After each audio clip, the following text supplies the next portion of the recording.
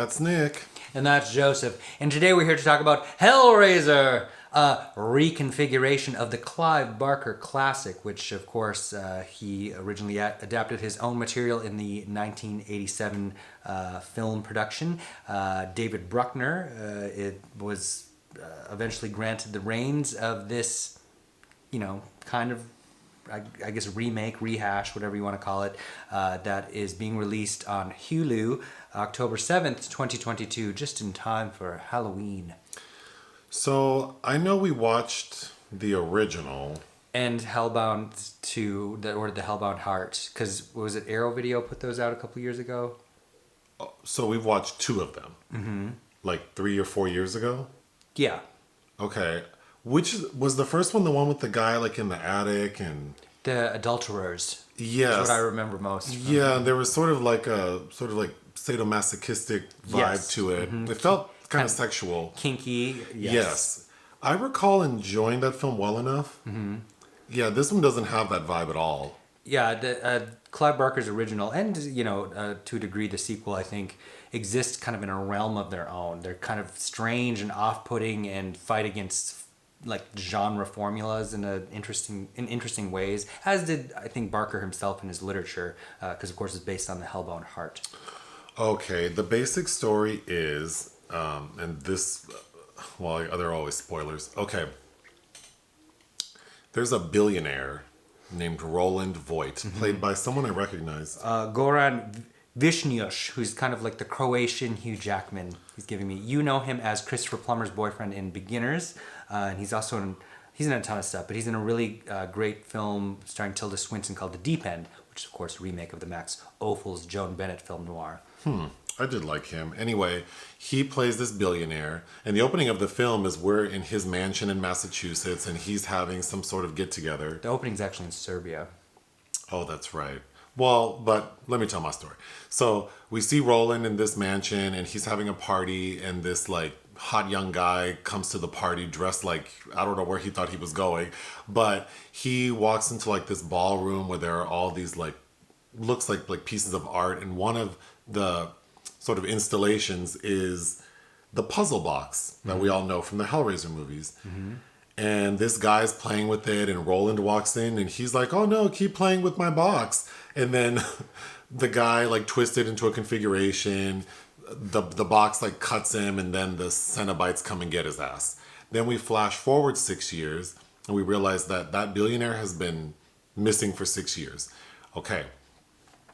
That billionaire has been locked in his mansion, trying to find someone to take the box and configure it in a way so that he can have ultimate power. And we can get into that. But what he does is he employs this guy, Trevor, who's dating this girl, Riley. Mm-hmm. And Riley is the star of the movie. Yes, played by Odessa Azion. And Riley is made out to be like kind of like this loser, like... She's a drug addict. Kind of like so teetering on her sobriety. And one day her boyfriend, Trevor, is like, oh, like... I work by these like warehouses, and I noticed that all these super rich people leave shit there, and there's one person who left all their stuff there, and I don't think they're ever coming back, so we should go break in and steal his stuff. And Riley's like, okay. So they go break into this warehouse, and there's nothing in the warehouse but a safe. They break open the safe, and there's a box inside of another box, and then there's the puzzle box. And she's kind of like, oh, well, I guess I'll just take the box. Very Emperor's New Groove. She plays with it, configures it. She does it the appropriate way, and then the Cenobites come and visit her ass. And there's more to it, but basically... She unlocks the first configuration in a way where she doesn't get stabbed, and then the Cenobites, the lead hell priest, visits her and says, you gotta... Because the thing is, when the box, like when you configure correctly, it like stabs you, and whoever gets stabbed is like the sacrifice to the Cenobites. But... She avoids it, so they tell her what's going on. And we learn that this puzzle box has 6 configurations. And if all 6 can be met, so if like 6 sacrifices can be had, then that person can have like the ultimate power. So they can have a meeting with God. Yeah. So Roland has employed Trevor to get someone to do this so that they can like lure this person back to his mansion, and then he can have, because he's been living for the past 6 years like in pain, because one of the configurations, there are 6, and it's like power, sensation, popularity, something like that. But they all have more sinister meanings. like liminal and Leviathan and blah, blah, Yes, because Roland chose sensation. And this fool thought that meant like he was just going to be busting nuts for eternity. But really, sensation meant like he's going to be in pain for eternity. And he has this device on him that's constantly like rotating his nerves so he can never be numb. So of course he's in agony, and he's trying to get someone to come in with this box so he can be released. What should have happened to Jeff Epstein? So Riley ends up like with this, messing around with this box. She kills her gay brother / roommate By accident. In the process, she kills like 3 people before she makes her way with Trevor to the mansion, like Roland's mansion. And then that's when she learns that this is really a ploy by, she overhears Trevor talking to Roland in his mansion. So she realizes she's not going to complete the 6, because her plan was to complete all 6 to save her dead brother. One more of her, like her roommate gets killed, so now it's 4. She needs 2 more, and she ends up killing one of the Cenobites. The Chatterer. So that counts for another one, and then her boyfriend ends up getting killed, so now it's 6. So the 6 configurations have been met, and these Cenobites and the priest are very reasonable, or like loose with how they define the rules, because they sort of let Roland take the win because he's the one who brought her there. And so then he chooses to see God, which we can get into. But then they also give it to Riley because she satisfied the 6. So they say, well, which of the 6 do you want? And she's like, I don't want anything from you people. And they go, oh, so that means you chose the lament configuration, which means we just leave you alone. Which is how I believe how we were introduced to the puzzle box in the original Hellraiser film. And they explained to her, like, okay, so this means you're gonna like not gonna be involved with any of this, and you're just gonna live out the rest of your life miserable because you're gonna regret all the things you did to these people. It'll be bitter and short. And she's like, that's fine. The end. Very Hollywood. Yeah, the end. Okay, the basic story I found interesting. And at the end, I'll talk about, because I think this could have been I have a better idea, I think, for what this should have been. But I liked the bones of it. Sure. I think what hobbles this movie is Riley. She's a very unlikable character. Oh my god! Like in anybody that's around her that gets lassoed into this, be like, God, I would hate you if you did that to me. Yeah, her brother can't stand her ass. He kicks her out of the house. The boyfriend's pissed at her. The other roommate can't stand her ass. What's funny is she was one of the people in, I think, was their least favorite film last year, Let's Scare Julie. Oh, she was in that? Yeah. Oh, I just couldn't. I mean, she has nice hair and she has very full lips. So that's all I can say. But yeah, that characterization was so grating. Well, it's just like, oh, so you want to die. Like every choice you make is like, oh, well. And then as the audience, I wanted her to die too. So it was kind of hard to, there's no like redeeming quality to her. And as such, there's kind of, the tension hits a plateau very early. And it kind of drags for a good 45 minutes, I'd say. Yeah. I'll just go through my notes. When we first are introduced to this function at the billionaire's house, my first thought was, what is this function? And then the guy who looked like Bella Thorne. Joey, his name's Joey. He was dressed like he was going... Okay, we got cut off. I don't know where we were. You can start with he was dressed. Oh, so this Joey character, he's dressed like he's going to like a gay bar in 1997. Even his hairdo, it was very interesting. Like where did he think he was going? We are first introduced to Riley. She's in her apartment with her boyfriend Trevor, and she's having sex with him, and they're being quite loud. And then I thought a funny transition is the two of them come out of the bedroom, and we see that all of her roommates are in the living room looking at her like, bitch, we can hear you. I thought that was funny. Yes, but all of them are kind of one-dimensional also. It's like, oh, and it becomes clear very early on. It's like, oh, you're just going to all be sacrificed. I did like her brother because he is very forceful with her, like, because Riley has been sober for quite some time. And then... like 6 months. Well, 6 months is a long time to be sober. Sure. I mean, I don't know. But then when she agrees to commit a felony with her boyfriend by breaking into a warehouse, she also starts drinking the same night.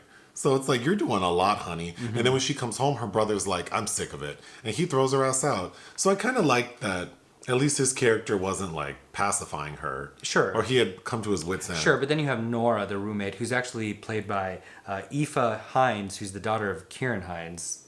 Has nothing to do. No, she doesn't. My next note was, are we supposed to want Riley to die? Because she was so annoying.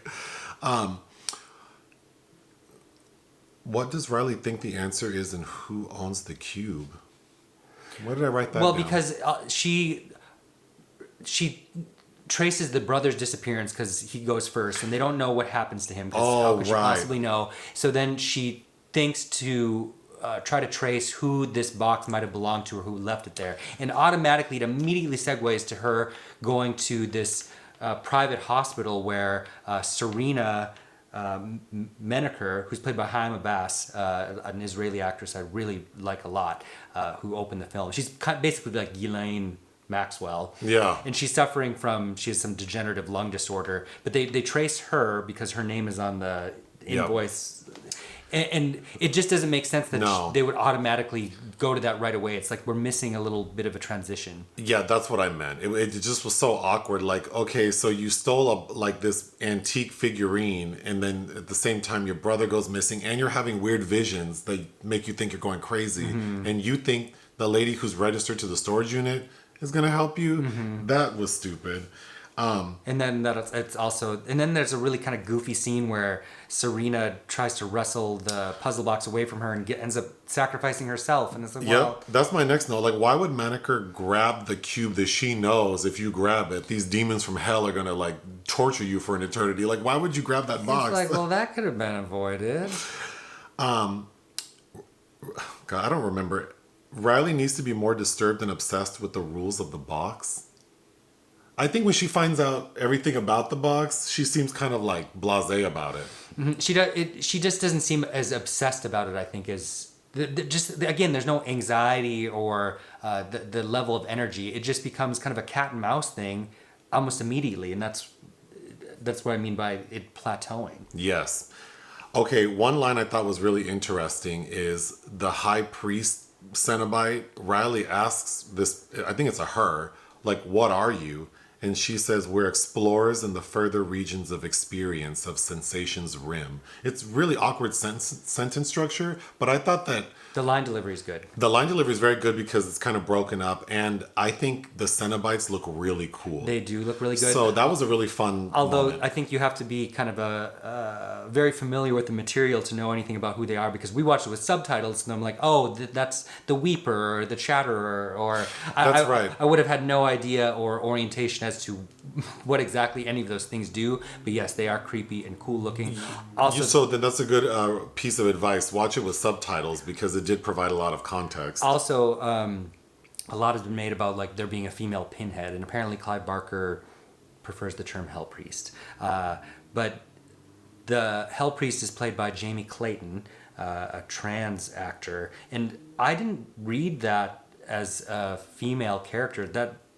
That characterization felt very non-binary to me. That this is kind of a sexless organism.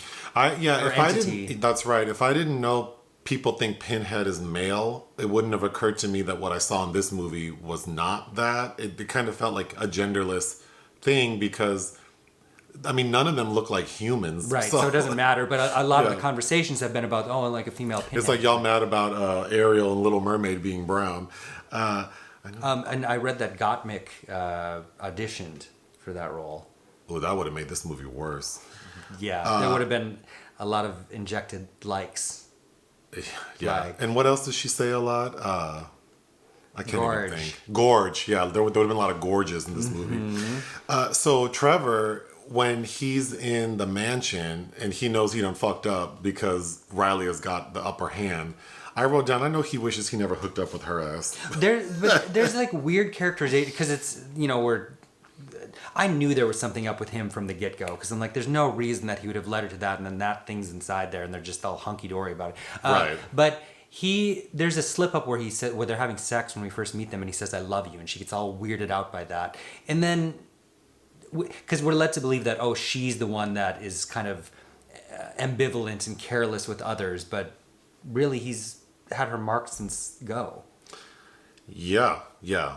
It is pretty obvious as soon as he introduces this plot, because they try to. The film's establishing that Riley has financial issues, like she can't pay her rent and her brother is not going to cover her another month. So then that's when Trevor says, well, I have an idea to make some money. But then, like, his reaction to there not being anything in the safe, it just all felt like this is not right. It's all a little bit too convenient. But, that said, what happens to, the killing of several characters and the torture is very gruesome and gory, and it reminds... I think I was a teenager when I finally got to sneak watch the first one somewhere. It does remind you of like that feeling I had of watching it for the first time. Did it? A little bit, yeah. Oh, interesting. I mean, it's gruesome. It didn't take me where the first one did. Well, I think I was that nothing will take me to a place like that again because but I watched the first one like 3 years ago. I'm not that age anymore. Sure, for you, for sure, yeah. But okay, so when they do the 6 configurations, the top prize is the Leviathan configuration, and that's what Roland, the billionaire, chooses. So like he's supposed to see God. So I thought that scene, it felt very out of place at the end of the movie, but because it comes after Riley chooses her fate. So then all of a sudden we just move to like Roland being like attached like the cross, and then he's being skinned alive. I thought that actually looked really cool. And then he's like looking at like this bright light. It felt very much like Martyrs to me. Yes. Which was interesting to learn that Clive Barker initially announced back in 2008 after Martyrs came out that Pascal Laugier, the director of that film, was supposed to do this. And then it's bounced around for over the past decade from the hands of other people, including the directors of Inside, until finally landed with David Bruckner, who is an interesting fit. I prefer his last film much more, The Night House, starring Rebecca Hall. But there are elements that are similar here with the shape of things. Okay, so the better story. I thought the whole like puzzle box and the 6 configurations and how each one will offer like a different prize, but then there's sort of like what do you call it when like something has another meaning? Not a double entendre, but like how sensation, Roland assumed that meant pleasure, but really it means pain. We don't ever explore those. Well, there's always a trick, kind of like the wishes of the genie. Yes. In 3000, like nothing is what it seems. What it seems, yeah. So I thought the better story would have been, we can still have this billionaire, but we see that these 6 people, are invited to this mansion, kind of like the house on Haunted Hill. Or 13 Ghosts. And so then 6 people, and then we get background, like vignettes, like each person is chosen. So like one of the configurations I think is like popularity. So we get some vapid like social media person who's, drawn there, and then they get the prize, and then we see that it's a trick and what that trick looks like. Sure, but then it's reduced to something like be careful what you wish for, or the Saw films. Yes, it would feel like, oh, we're just going to go through the motions. But of course there'd be halfway through we learn that who the person in charge is and what their plan is, and then it gets foiled by one of them. I think why I think my version would be better is not like, I don't think my version is better, except that I think what makes this story interesting is the puzzle box. I wanted to know more about what these different configurations do, because having so much focus being placed on Riley, to me, really like weighed down this film because she's so unlikable. But you can say that about, I think, the adulterers in the original film too. They weren't particularly likable. I don't mean like the characters have to be people who I like. I mean like the actual like the portrayal and something to hold on to, like you're the will for them to survive. Something. It just like I just wanted her to not be on the screen. I didn't care if she made it. I didn't like there's nothing about this character whether like there's just no reward in any of it. There isn't, and there's so much convenience in the script. Like when she goes to what's his name's Voight's mansion, and she's screaming because she's having this visual encounter, and then her cohorts are right behind. We followed you here because Trevor said you were here, and here we are. Right. Like, okay. But so what I liked, I think the Cenobites look really cool. I think the overall vibe of the film is nice. I liked when we get to the mansion the second time, like 6 years later, it's been like it's like enclosed in like this metal gate, and there are all these like controls to move different parts of the gate. I thought that looked really cool. A lot of very good visuals. The production design It feels like most of the attention went into that. I, I think it's cool to stream like on a random weekday night. On Hulu, yeah. On Hulu, sure. What would you give it? I'd give it 2.5. I would give it 2.5 out of 5 as well, which means I think it's okay. Yeah, it's okay. I think maybe if you're a major fan of Clive Barker or this franchise, that it might be a real treat. I feel very ambivalent towards it. Anything else? Oh, the pain. Hit the thanks button. Listen to our podcast. Bye.